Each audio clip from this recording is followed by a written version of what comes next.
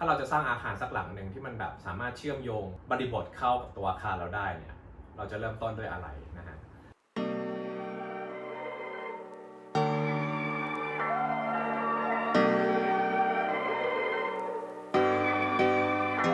คิดดูว่าถ้าเราเป็นคนเดินถนน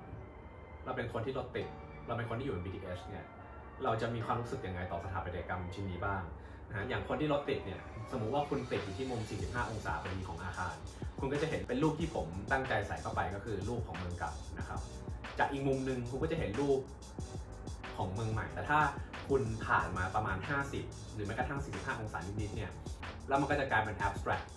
picture ขึ้นมาบางคนเนี่ยมาสะพานควายเนี่ยอาจจะไม่เคยเห็นรูปบนตึกผมเลยก็ได้หรือว่าบางคนอาจจะมาสะพานควายแล้วเคยเห็นรูปนี้ครั้งเดียวครั้งต่อไปไม่เห็นรูปเดิมเพราะว่า angle ในการติดบนถนนไม่เหมือนกันพอเราเล่นกับเวลาเล่นกับการมองเห็นมันทำให้อาคารเรามันมีไดนามิกกับตัวเมือง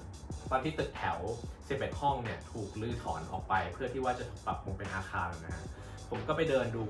ก็ไปเจอฝาท่อหนึ่งเราเลยคิดว่าถ้าเราหยิบจับสิ่งเหล่านี้เอามาใช้เป็นสิ่งที่พรีเซนต์ตัวตึกดีไหมทีนี้ผมก็เลยไปรีเสิร์ชลึกขึ้นมาเรื่องที่ว่าเราจะทำยังไงให้ฝาท่อมันถูกมองเห็นมันมีตัวตนขึ้นมาได้บ้างเราก็เลยลองไปดูว่า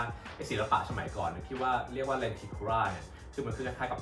รูปโพสการ์ดแหละที่เรามองหลายๆมุมมันเกิดรูป2รูปในแผ่นเดียวกันมันจะดีไหมถ้าลักษณะการมองของถนนกับอาคารเราอ่ะมันถูกมองจาก2ทิศอยู่แล้วซึ่ง2อันนี้ถ้ามันมองเห็นอาคารเราในลักษณะที่แตกต่างกันนิดนึงเนี่ยมันจะสร้างเอฟเฟกต์ให้ทางผ่านตรงนั้นอ่ะมันมีประสิทธิภาพมากขึ้น Mixed Use Building ที่ดีอ่ะควรจะต้องทำให้ Energy กับ Activity เนี่ยมันกระจายจากตัวอาคารจากฟังก์ชันจากสิ่งที่ตัวมันเป็นเนี่ยออกสู่พวก local store เหล่านั้นหรือว่า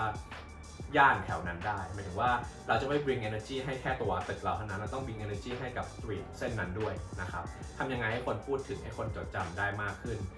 ซึ่งผมตอบโจทย์ในแง่ของ environment ก็คือเราพยายามที่จะเซตอาคารเข้ามาให้มากกว่าเดิมแล้วเรายังคว้าอาคารเข้าไปอีกเพื่อเพิ่มพื้นที่สาธารณะที่เป็นพื้นที่สีเขียวนะครับให้คืนให้กับคนที่ผ่านไปผ่านมาไม่ว่าจะเป็นคนเดินถนนหรือว่ารถที่ผ่านไปผ่านมาซึ่งตัวที่เราควานเข้าไปก็ยังตอบโจทย์มากขึ้นไปอีกในแง่ของการเซฟ energy ของอาคารเพราะว่าเราเอาแสงผ่านเข้าตัวผ้าใบที่เป็นตัวผนังอาคารเนี่ยเพื่อให้แสงมัน